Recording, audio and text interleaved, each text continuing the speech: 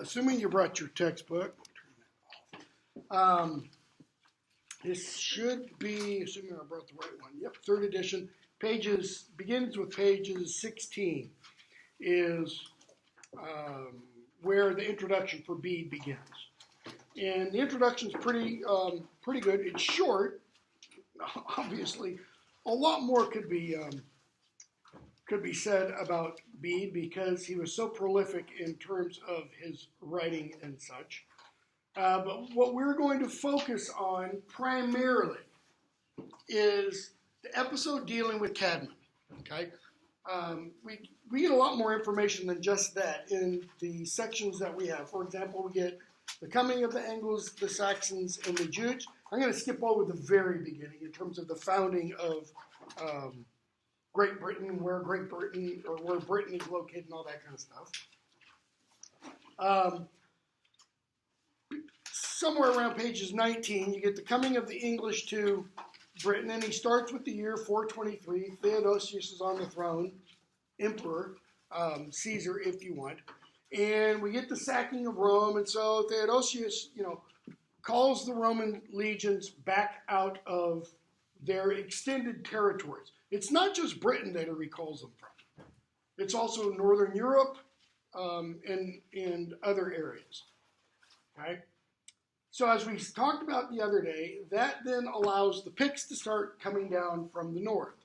So Vortigern, as we said, sends a message to the Germanic tribes, and they come over in, depending on how you want to interpret it, a migration force or an invasion force.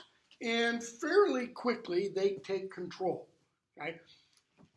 If there was a character who became the foundation for the legendary King Arthur, he probably lived right around this time, right around 450. Okay, let me back that up a little bit. Probably around the time period between 450 to 550. Okay, one of the problems with the character of Arthur is you can't really pin him down. That is, you can't pin him down to a specific place and a specific time. Yes, in the earliest literature that deals with Arthur, we have places mentioned. The only problem is we don't know where those places are today. For example, Arthur supposedly fought a major battle against the Saxons at a place called Mount Badon. We don't know where Mount Badon is. If we did, it'd be a lot easier to prove some kind of truth behind the legend. We don't know where Camelot, so to speak, was. It can range all the way from southern Scotland to southern England, and pretty much along the border of what is modern-day England and Wales, a couple of locations along there, as well as the coast of Wales, okay, and the coast of southern Cornwall, Tintagel Castle, for example.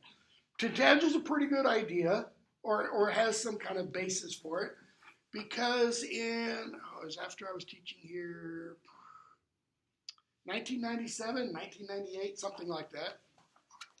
There was a discovery at Tintagel. A piece of slate was discovered that had written on it in Roman letters, Arc, and then a gap, Rex. Okay, Rex is Latin for king. Arc is the beginning for Latin Arcturus, which would have been the Latin form of Arthur. And the slate was dated, I don't remember how they dated this. It's not carbon 14 because you don't date slate like that. But the slate was dated to early 6th century. So 500, 525, which would be perfect dating, okay, for King Arthur. But Bede does give us information, a little bit of information about Arthur, okay? So he goes on and talks about the coming of the Angles, the Saxons, and Jutes, and where they settle. I think it was this morning, I think it was this class, I might be confusing this with my graduate course. I put up a map of the, I'm all confused now. I think the Anglo-Saxon dialects. But I also put up, I thought, or I intended to, or I will this afternoon, a map showing kind of where the Angles and the Saxons and the Jutes come. There's another map I have that shows kind of the migration or invasion patterns. You know, the Angles don't just hit one spot of the northeast coast of England. They hit several spots, etc. Okay, so it's from Bede that we have our understanding of how these Germanic tribes settled. Okay, and because of how they settled, they bring their various Germanic dialects. Anglian is different than Saxon. They are both different from Kentish or Jutish. Okay. Then he goes on, the third section from the ecclesiastical history is the life and conversion of Edwin, king of Northumbria, and the faith of the East Angles. Okay. So this begins, your little introduction to that section begins, according to Bede's account, Edwin secured his kingship in Northumbria with the help of Radwald, the king of East Anglia, in 616. Okay? Now, I made reference Tuesday to an Anglo-Saxon king who became a Christian, erected a shrine, a Christian shrine, and then kind of had second thoughts and erected a pagan shrine right next to it. That was Radwald. Right? Interesting thing about Radwald is he might be the king who is commemorated, memorialized, whatever term you want to use, in a place now called Sutton Hoo. Sutton Hoo was a ship burial. You have, in the introduction to the Anglo-Saxon and Middle English, the Old and Middle English section,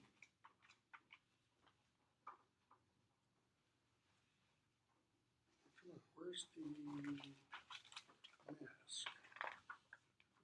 Well, I thought you had a mask from the Sutton Hoo helmet. This is a belt buckle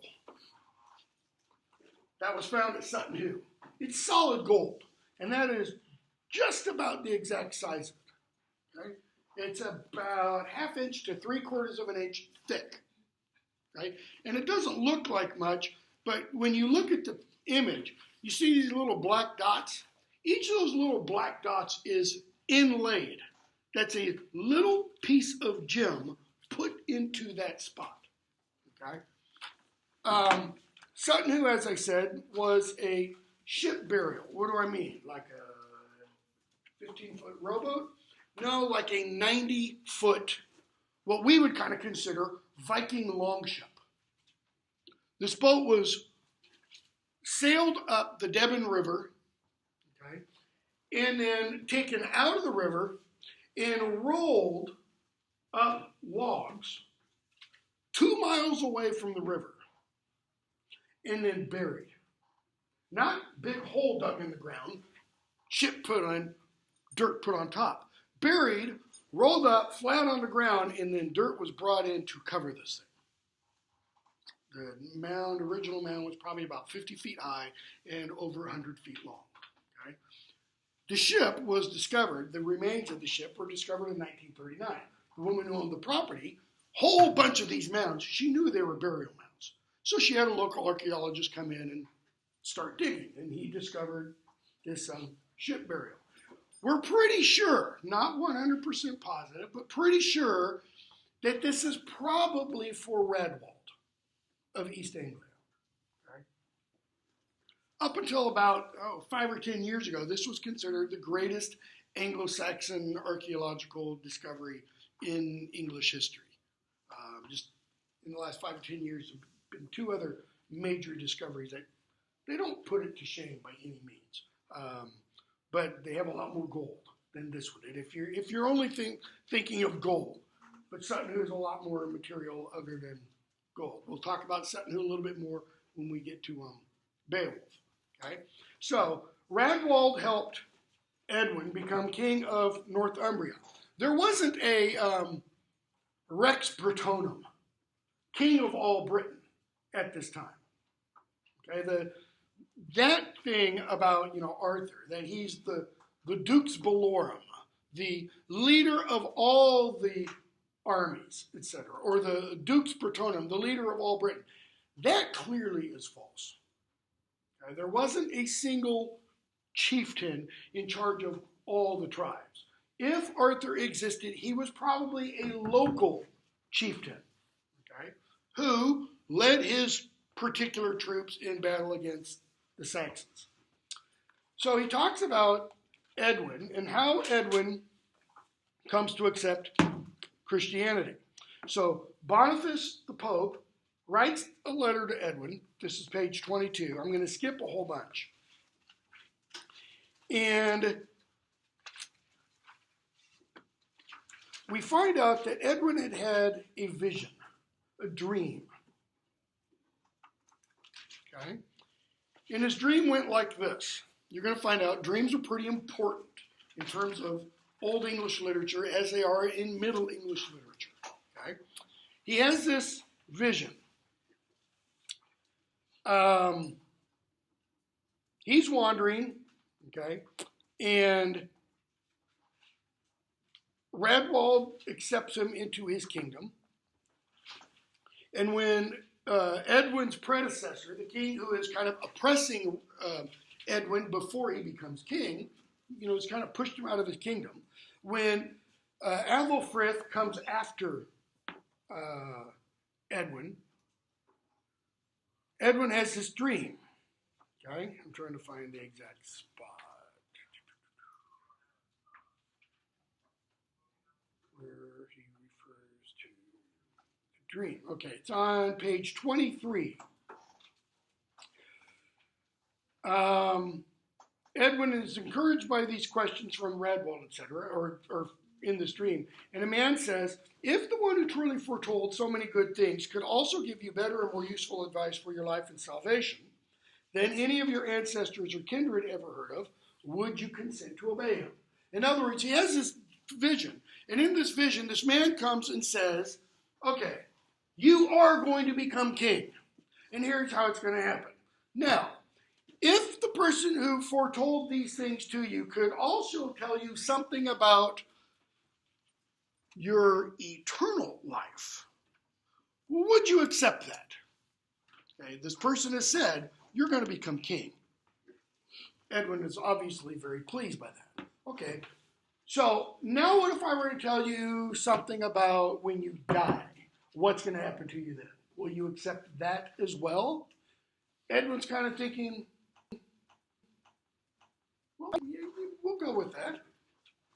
So he says, Edwin did not hesitate to promise he would follow in every detail the directions of the one who could rescue him from so many troubles and raise him to the throne. In other words, yeah, if you can put me on the throne, then I'll believe what you tell me about everything after that. So, the man in the vision says, when this sign shall come to you, remember this conversation that is past. Okay, what's this sign? He puts his hand on Edwin's head. Okay? When this sign shall come to you, that is, when somebody else comes up and puts their hand on your head, remember this conversation. Okay? And don't hesitate to fulfill what you've now promised. Man disappears. Edwin's thinking, what in the world just happened? Okay? So, Paulinus comes, an emissary from the Pope. And Edwin, we're told, page 23, right-hand column, he hesitates to accept the word of God as it was preached by Paulinus. And he used to sit alone for quiet, kind of hours at a time. And we're told one day the man of God, that is Paulinus, came to him and laid his right hand on the king's head and asked him if he recognized this sign. Notice, he doesn't say, Paulinus, doesn't say when he comes, puts his hand on him and says, do you remember the vision that you had when somebody said if somebody comes and puts his hand on your head, that person can promise you eternal life? He just says, remember this? Paulinus, trembling, was about to fall down at his feet. Why? He was going to worship this person. Okay? And Paulinus says, don't do that. Behold, with God's help, you have escaped the hands of the enemies you feared. You have obtained by his gift the kingdom you desired. Take heed not to delay what you promised to do. In other words, you got what you wanted here. Now, fulfill your oath. Okay? If from this time forward you are willing to follow his will, that is God's will, which is made known to you through me, he'll not only deliver you from the everlasting torments of the wicked, but also make you a partaker with him of his eternal kingdom in heaven. Okay? Edwin says, I'm willing.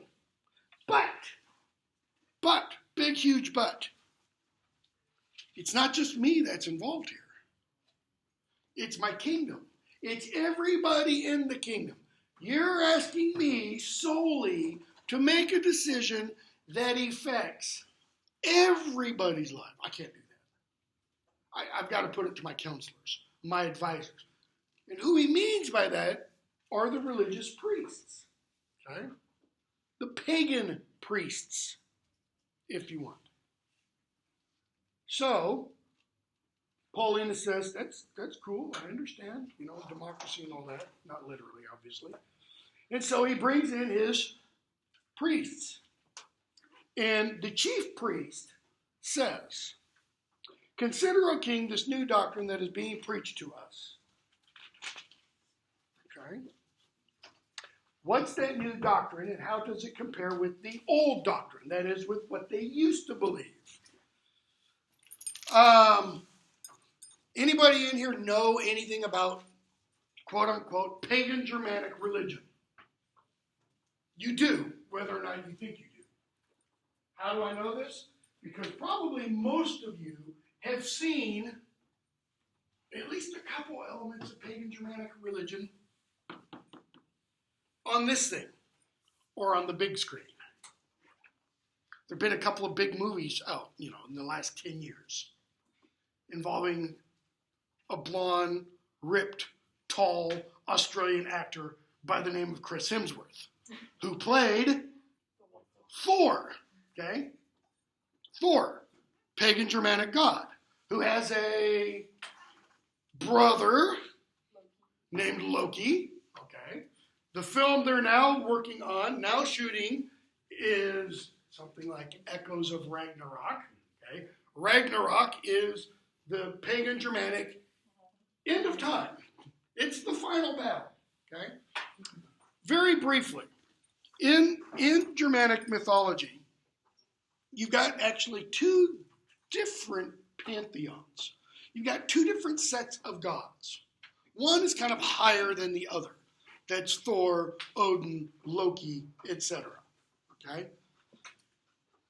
In this mythology, there will come a time when Loki, not Tom Hiddleston, Loki, okay, will trick a brother, not his brother, but a brother of another god, into accidentally killing his brother. Okay? These two brothers are named Uther and Balder. Okay? Balder can only be killed. I know he's a god, but Balder can only be killed one way. If he's pierced with mistletoe. Okay? Think of the Achilles myth. What do you have to do to kill Achilles? Get him in the heel. It's where we get the phrase, the Achilles heel from. Okay? Balder can only die if he's pierced with a sprig of mistletoe. So the gods are sitting around one evening. They're partying. They've had a bit to drink. Yes, the gods do drink. And Loki kind of puts Balder up to this kind of game where, because he can't be hurt by weapons, he's sitting there and all the other gods are sitting there shooting arrows at him, throwing spears at him, and they don't hurt him. Okay? Huther is blindfolded. He's Balder's, kind of like his twin brother. He's blindfolded, and Loki puts in his hand a sprig of mistletoe. And he shoots it at his brother and kills him. Okay? This is the beginning of what's called Ragnarok, okay?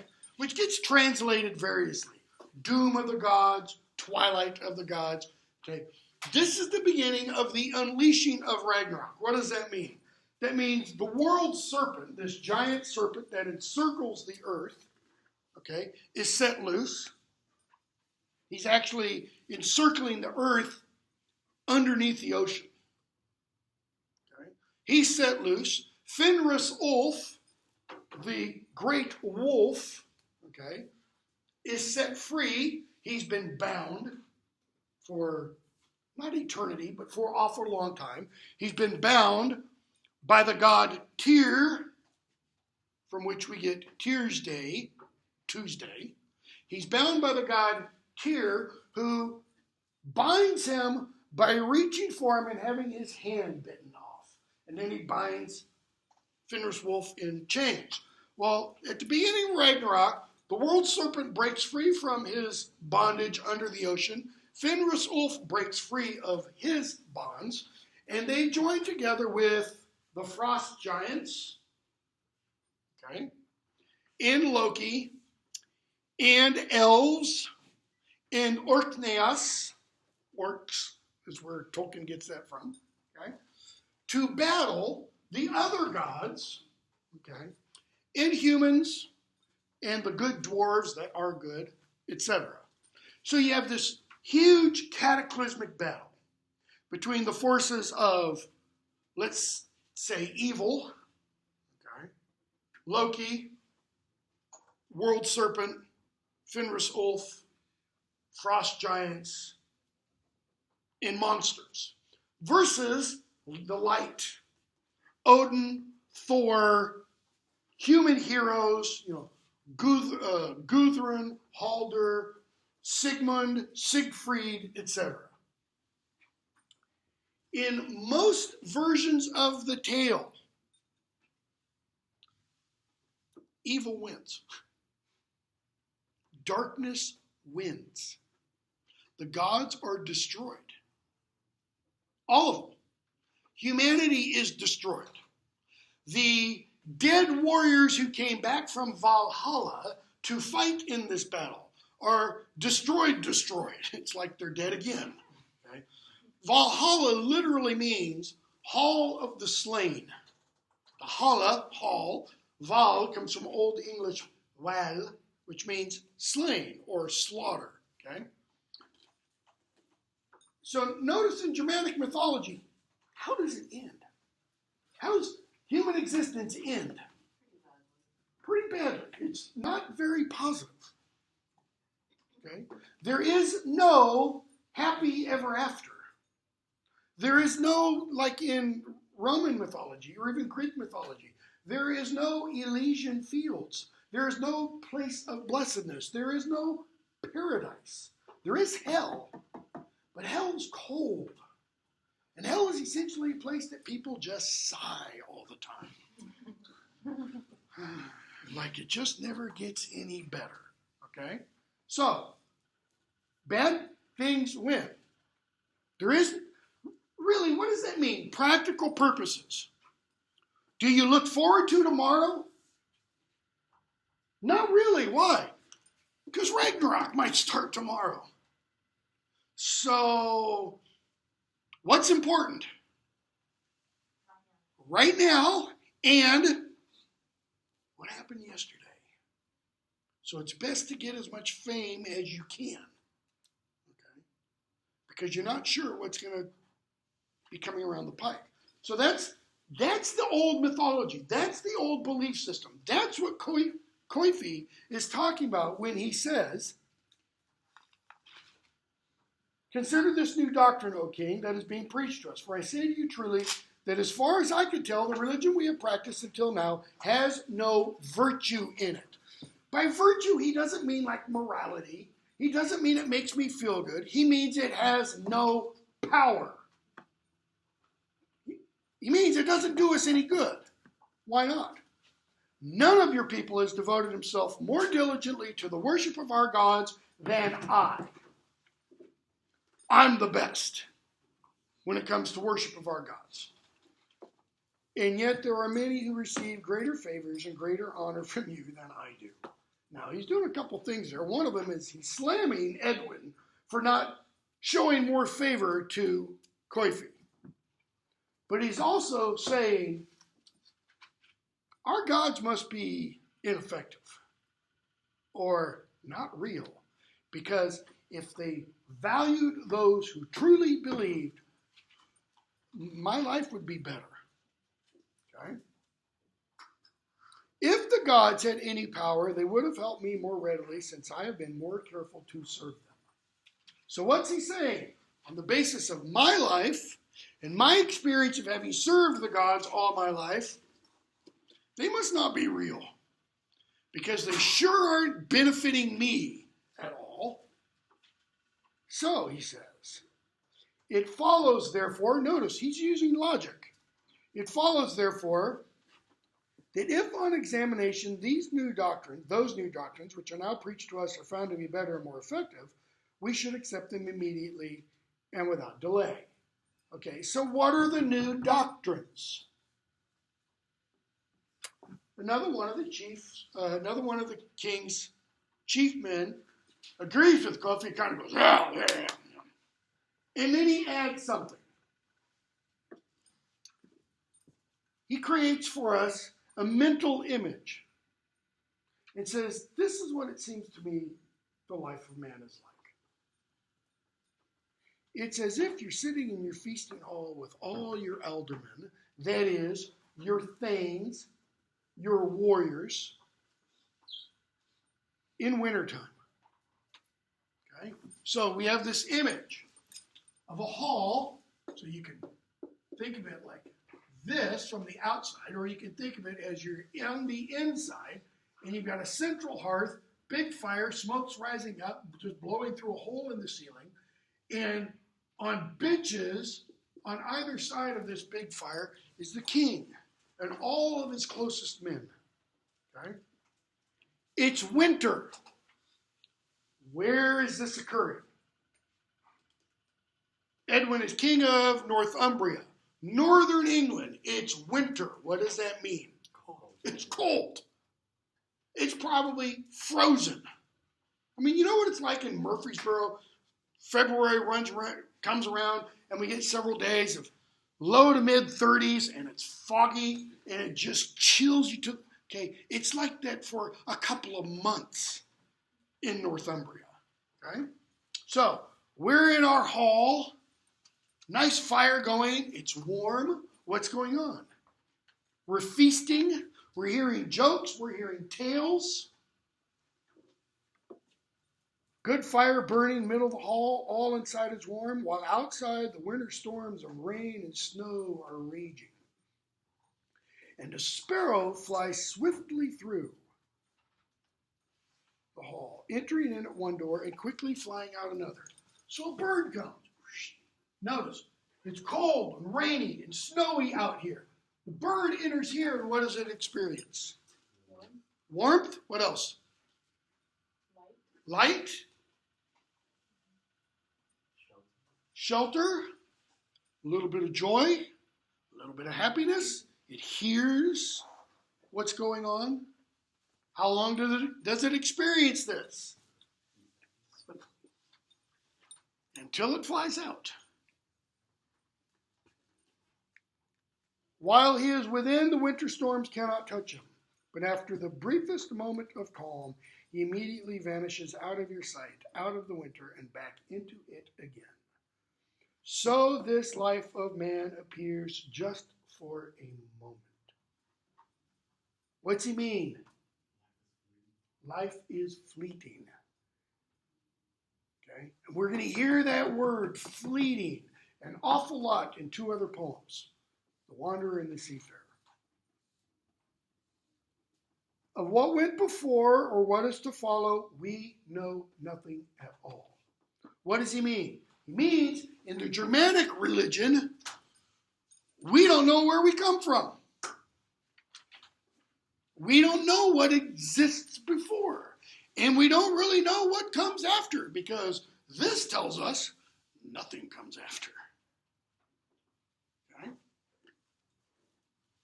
If this new doctrine, Christianity, contains anything more certain, it seems right that we should follow it.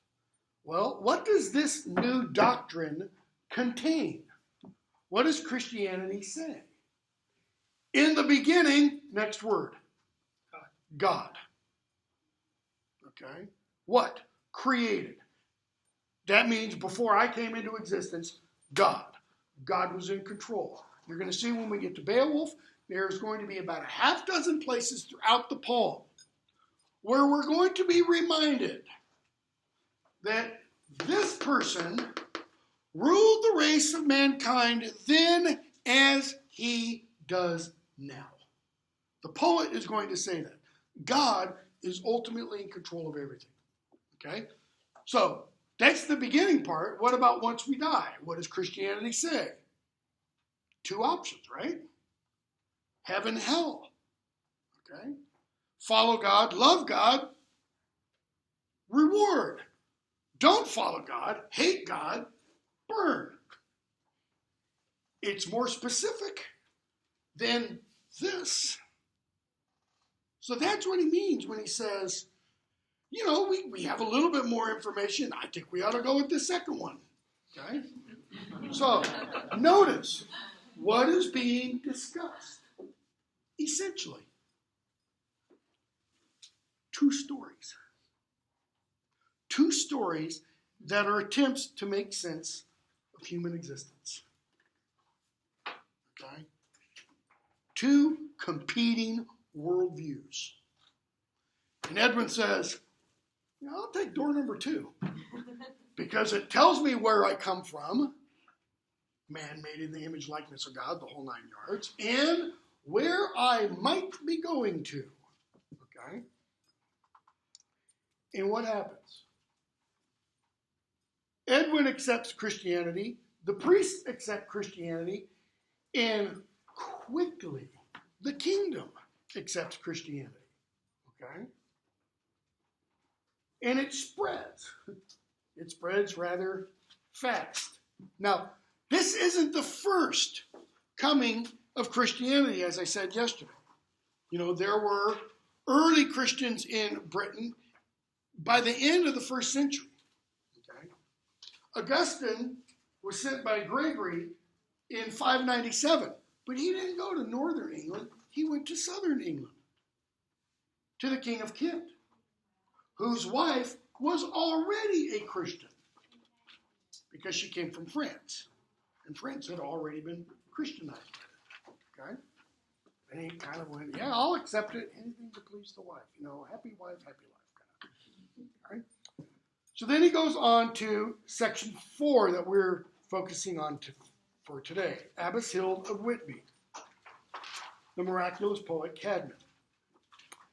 In the year of our Lord 680, okay, and it's Bede who comes up with the Anno Domini in the year of the Lord, in the BC, before Christ, which, you know, your textbook has some stuff. It'll say, you know, certain things BCE. What does BCE mean?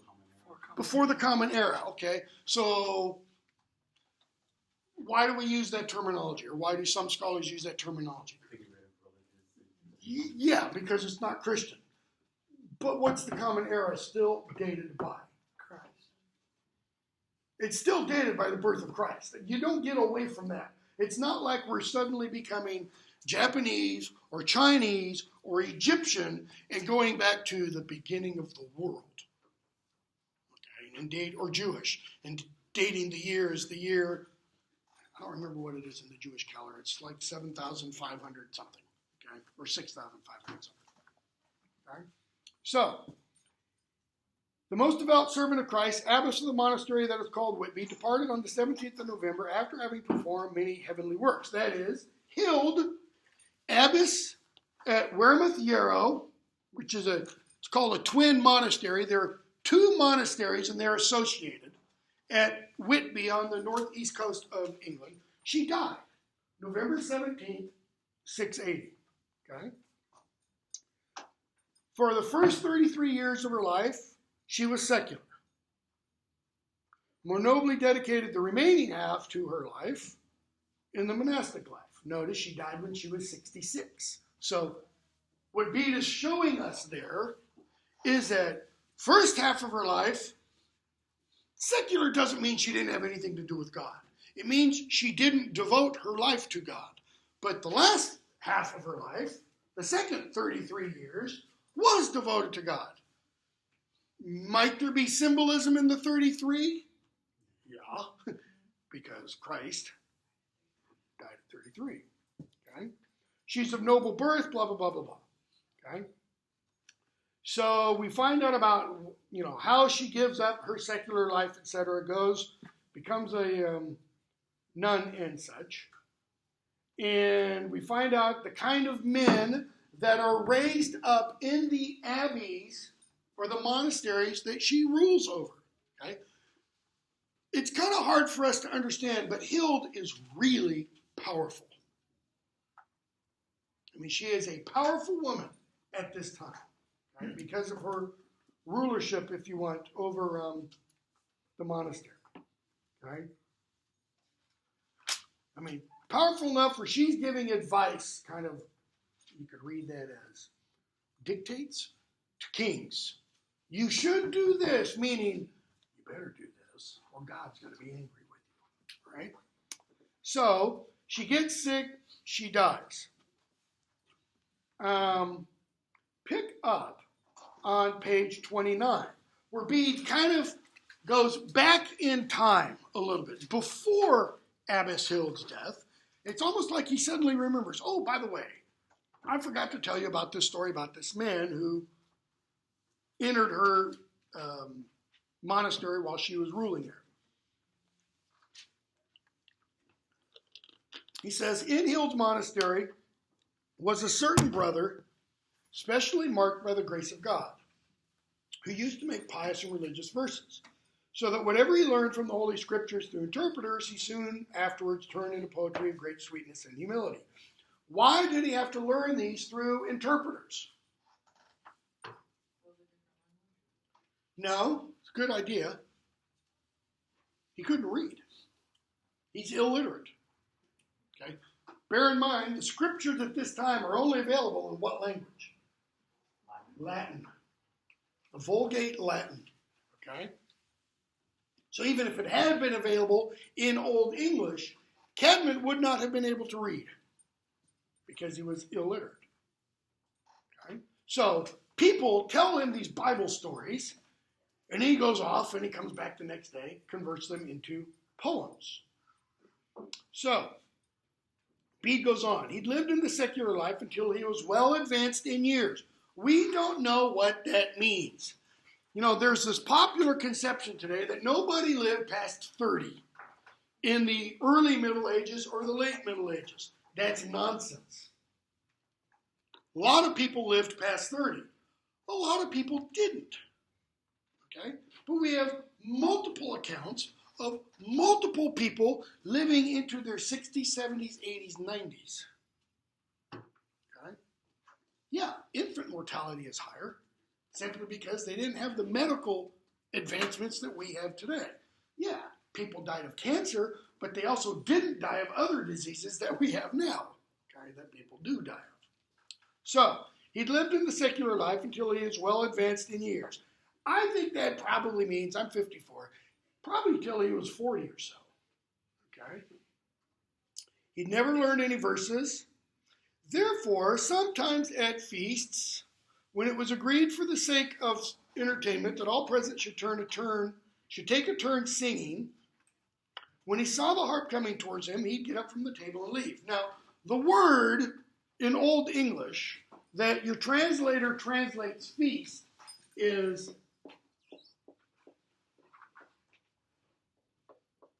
this is pronounced ship, yeah, beer ship. Beer ship. In other words, a kegger. They're having a party in the monastery. Okay? So when they're sitting there around the ale table, and Caedmon sees the harp coming.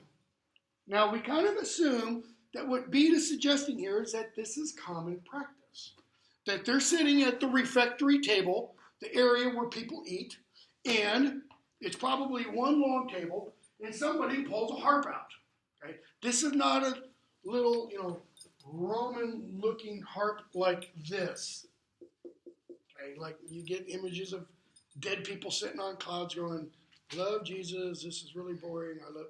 It's not that kind of harp. It probably would have looked something like this. Okay? This is all beechwood. Sutton Hoo had the remnants of a harp in it. Okay? Only the metal remnants that survived.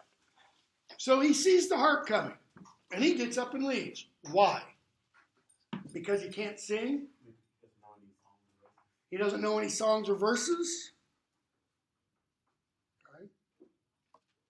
So on one occasion, when he does this, he gets out and he goes to the stable. Why? Because it's his turn to keep watch over the animals that night.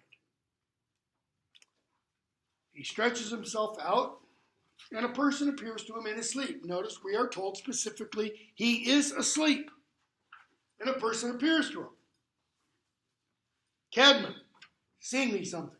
Notice, the person knows him by name. He doesn't say, hey you, drunken sot, sing me something. Caedmon, sing me something. Caedmon, I can't sing. That's why I left the feast and came here, because I could not sing. Does he mean I have a lousy voice? No, that's not what he means. What he means is, I don't know how to do this. These are kind of the rules that govern old Germanic poetry. This is pretty much not just Old English. This is Old Norse poetry, Gothic poetry also. Okay? And I'll talk about that in a moment. He says, I don't know how to sing. The man says, I don't care, sing. In other words, don't tell me you don't know how to sing. If I tell you to sing, sing. Caedmon, okay, what shall I sing? Lord, sing about the beginning of created things. Notice, what's he being told to sing about? Creation. Right? Creation. And yet, creation is not mentioned in the poem nearly as much as God is. Okay? And at that, Caedmon immediately began to sing verses which he had never heard before in praise of God, whose general sense is this. Okay? And when Bede writes his general sense is this, what he means is, and here's what it is in Latin. Because when Bede writes this book, he's writing in Latin. So he's translated the Old English into Latin. And then he says, this is the sense but not the actual order of the words he sang in his sleep. For poetry, no matter how well composed, cannot be literally translated from one language into another without losing much of its beauty and dignity. This is kind of Caedmon, the teacher, getting a little dig in. All right, boys and girls, so you need to learn Old English. Or, if you're going to read poetry from any other language to really understand it, or literature, you need to learn that language. Why? Because every act of translation is an act of interpretation. You're choosing one word over another possible word. Okay? So, you get the sense of the poem there. We ought now to praise the maker of the heavenly kingdom, the power of the creator and his counsel, the deeds of the Father of glory, and how he, since he is the eternal God, was the author of all marvels, and first as almighty guardian of the human race, created heaven as a roof for the sons of men, and then the earth. That's a horribly ugly translation. Okay? Let's use this one. This is what he sings. Okay? We do have manuscripts of the ecclesiastical history of the English people that have the Old English version written in over the Latin, or that have it at the bottom of the page, or that have it on a margin. Okay? Nu schulen herjan hebben riches werd, met todes machta anders modjefank. Werk woel der vader, swahi wonder je was, eetje drichten oor aanstelde. Hey, schep, den bernum, heaven to hrova, hardy shippend. The miljard mankinneswaard, eetje drichten aftertelde, vieren folden, frail onmiti. Okay? That's what he sings in Old English. Now must, or now shall, we praise the heaven kingdom's guardian, the might of the maker, and his counsel, his forethought, his consideration, if you want, his planning, okay? The work of the glory Father, as he of every wonder, the eternal Lord, the beginning established. Okay? He first shaped, he first made. For the children of earth, okay, us, humanity, heaven as a roof. Look up above, you see the sky. The holy creator or shaper, then middle earth. And what does Genesis say? What's God do? First, he separates the heavens, that's the heavens above. Then he creates the earth. Mankinneswaard, mankind's guardian, the eternal Lord, afterwards made for the children of earth, again, the great friend. I mean, that's what Freya Allmächtig literally means, the almighty friend. But he usually gets translated Lord, okay? So, this is what he sings. So in the morning, he gets up and he goes to the steward of the monastery, and he tells him about this dream he had, and that he can now sing. The steward takes him to Hild. And she forces him in the presence of many learned men, that is, scholars, priests who know biblical texts and who know what the Bible says, and who know specifically what John the Apostle says in his epistles about testing the spirits, making sure they're from God. She says, okay, tell us your dream and sing us your song. Okay? They all agree. Came from the Lord. That is, if this had come from Satan, he wouldn't be praising God. He'd be doing something else. So, they ask him. They say, okay, we're going to tell you a story from the Bible, and can you turn it into verse? That is, we're going to give you a prose story, turn it into poetry for us. He says, okay. He hears the story. He goes away. He comes back the next morning. Boom. It's poetry now. And Abbess recognizes the grace of God in this man, and so she says, you're no longer taking care of the sheep or cows. You're going to take on a monastic habit. That is, you're going to become a monk. And here's what's going to happen. Various people are going to tell you biblical stories. You're going to turn them into poetry. That's his job. You know, monks have particular jobs. Their job is to work and pray. Ora et labora. Okay? Pray and work. So his work as a monk is going to be to compose sacred poetry, Christian poetry, based upon biblical stories. Okay? And so Bede tells us the kinds of poems that Caedmon created. Bottom of page 29, right-hand column. He sang of the creation of the world. Yeah, he checked that off his bucket list. He did that first. What else? Many verses on the departure of the children of Israel from Egypt, that is Exodus, and their entry into the promised land. Many other stories from the Holy Scriptures. The incarnation, the passion, the resurrection, the ascension, the coming of the Spirit, that is Pentecost, etc.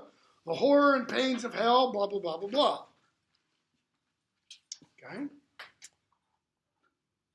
And when he was about to die, he knew he was about to die. And people came to him. They brought him the Eucharist. And he dies. Okay, now, the poems that Bede says Caedmon composed, we do actually have poems called, for example, Genesis, which are kind of poetic retellings of portions of the book of Genesis. We have a poem, a very long poem called Exodus. We have a poem called Azarias, about Daniel in the lion's den.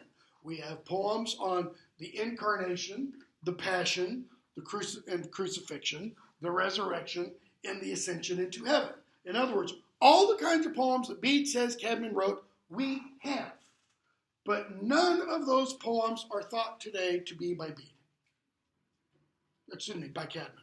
For the simple reason that they all don't fit the style. And by style, I don't mean that kind of stuff.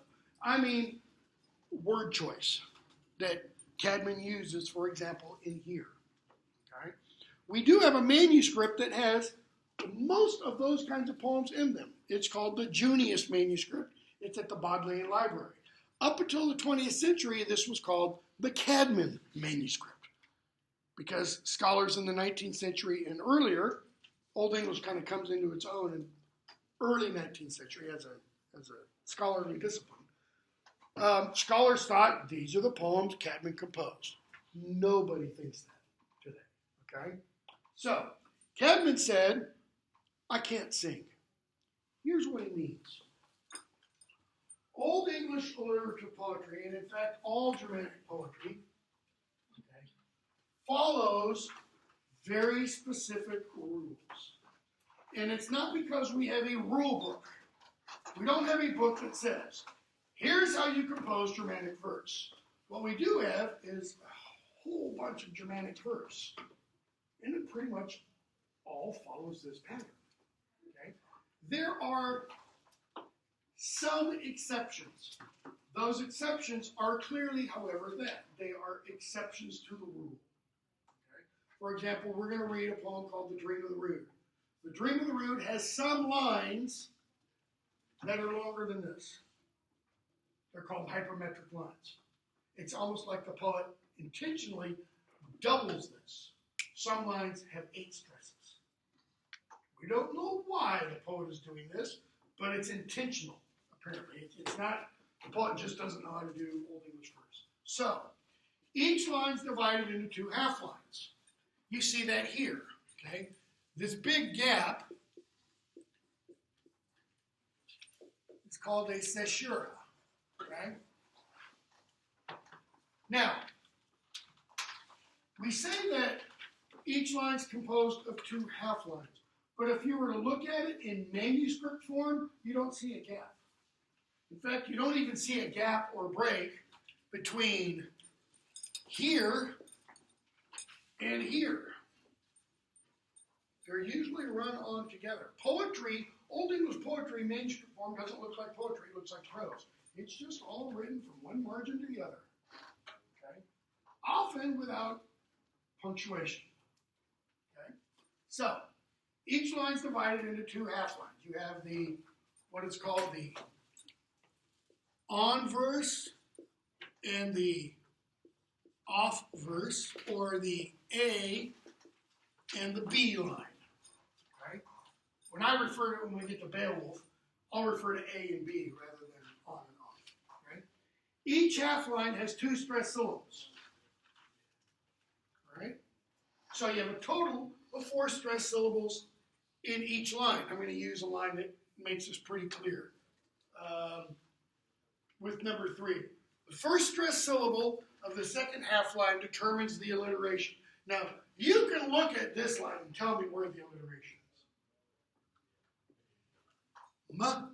Ma, ma. So what does that do to these two? They're not stressed. Why? Well, one's a conjunction. Conjunctions are fairly unimportant words, especially in Anglo-Saxon.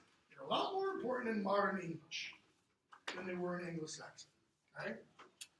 So this is the first stressed syllable of this half line. It determines all the alliteration for the line. We don't know why.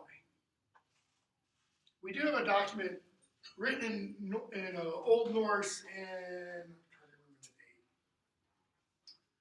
13th century, I think, that talks about kind of some of these rules and stuff. Okay? And the person who's writing it, whose name is again also slipping my mind, describes this. He calls it the Hovuth stav. That is the head stave. Stave meaning like pole, post. Right? So it's the one that determines what's going on there. Right? So if you look at that line and then you look at the line before it, swa, so as, unimportant. Pronouns are relatively unimportant. The words that are going to receive stress are going to be verbs, okay, nouns, adjectives, adverbs, and then you go down from there, pretty much in that order. Nouns, verbs, adjectives, pronouns, etc. Okay? What? But you then have a fourth one. Okay? There should be a fourth one over here. This is unstressed. That's stressed. Okay? So where wundervader swahi wundergewas. This has what's called a resolved stress. Excuse me. This is unstressed. That has a secondary stress. The secondary stress doesn't count in terms of the four main stresses. What do I mean by stress? You emphasize that. Meh todes mata und his modjebank. Okay? Werk wundervader swahi wundergewas. It's not the W, it's this. Okay? In Old English, every letter is pronounced. Every letter. So, Old English versus Modern English. Modern English night. Old English nicht. Old English, Modern English, nicht. Modern English night, unless you Monty Python, in which case it becomes knit. Okay? What happens to this? French, with the Middle English and the Norman Conquest. Okay? So back down to here. First stress syllable of the second half line determines the alliteration. You have to have at least one syllable on this side alliterate with that first stress syllable in the second half line. At least one of them has to. Okay? The second stress syllable of this first half line doesn't have to alliterate, but at least one of them does. Right? Well, that's what I don't have. No, there it is. Right? So at least one stress syllable in the first half line must alliterate with the first stress syllable in the second half line. Fourth stressed syllable of the line, or the second stressed syllable of the second half line, never alliterates. Again, no idea why. That's just the pattern that we see in analyzing Germanic literature. All vowels alliterate with each other. So, for example, eche, or. E, or. Modern English, we call this what? We don't call it alliteration. We call it assonance. Okay? But this is alliteration. Similarly, I don't have it included here. Do I have one up here? This sound, sh, would also alliterate with s. Okay? And the ch in eche would also alliterate with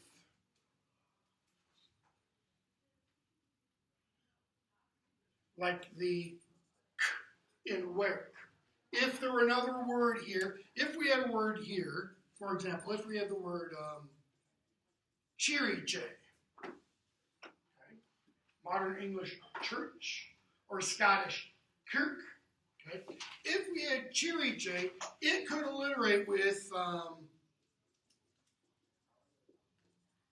Caedmon, with k, okay. So, Caedmon says, I don't know how to do this. Makes sense, right? I mean, this is pretty complicated. He's a cowherd. And he's like, what, you expect me to do this? Okay. Here's why this is important. Prior to Caedmon, nobody had used kind of the native vernacular verse form of their language for Christian purposes. Okay? He's told, sing a song, tell me a story about creation. He comes up with this. Amos Hill then says, okay, we're going to use this. We're going to use this gift for what purposes? Bible story, Sunday school. They didn't have Sunday school, first of all. That's a modern invention. But it's to use the native Germanic verse form for Christian purposes. Okay? And so a lot of the poetry that we have that survives is Christian poetry. Does that mean after Caedmon, people were only composing Christian poetry? No, it does not.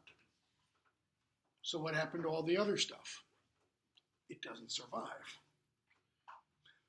Who's writing the poetry? Who's writing the manuscripts that preserve the poetry from this period? Monks. Generally not, looked well upon if monks are copying down a bunch of pagan poetry. Though the monks preserve Beowulf. The monks preserve Wolf and Edwalker, which is a poem, I'm pretty sure it's in your book, that is not Christian at all. The monks preserve The Wife's Lament, which many take to be probably the most pagan of all surviving Old English poetry. Okay? We even have, in the late 8th century, we have Alcuin of York, who's a great scholar, okay, of York, England, who goes to work for Charlemagne, Charles the Great, in France, northern France, southern Germany, as the headmaster of his school to teach all of Charlemagne's children. Alcuin sends a letter back to the monastery at Wearmouth Euro, I think it's Wearmouth Euro, because word has reached him that the monks at dinner time are doing something he doesn't think is appropriate. They're listening to pagan stories being told while they're eating. Okay, these are monks. Monks at dinner time should be doing only one of 2 or 3 things. Okay? First of all, they should be eating. Second of all, they should be eating in silence. Okay? If they follow the Benedictine rule, you eat in silence. With this exception, unless you have a certain brother tasked with, while everybody else is eating, to stand up at a podium and read. And what that brother would read would be a homily, that is a sermon written by somebody famous, John Chrysostom, Gregory the Great, Boniface, somebody like that. A life of a saint, maybe the life of the saint of that day. So while they're eating, they're being edified as to how great this saint was, what this saint did to merit God's love, blah, blah, blah, blah, blah. Okay? Or something like that. And instead, what Alcuin hears, they're hearing tales of the pagan Germanic god Ing, about whom we know almost nothing except that he's mentioned in Beowulf. What Alcuin might be saying there is that they're listening to the tale of Beowulf, possibly. And he says, this isn't good. Okay? I disagree with him. There's a lot to be commended about Beowulf and such. Okay, any questions? All right, that's it for Bede, and I gave my syllabus away, so I don't have my syllabus with me. Tuesday is what? Wanderer? Okay. Be prepared to have your socks blown off. The Wanderer is one of the most beautiful things written in the English language. And I'll do a lot of it in Old English. Okay? We'll probably get behind. I love The Wanderer. It's very, very moving.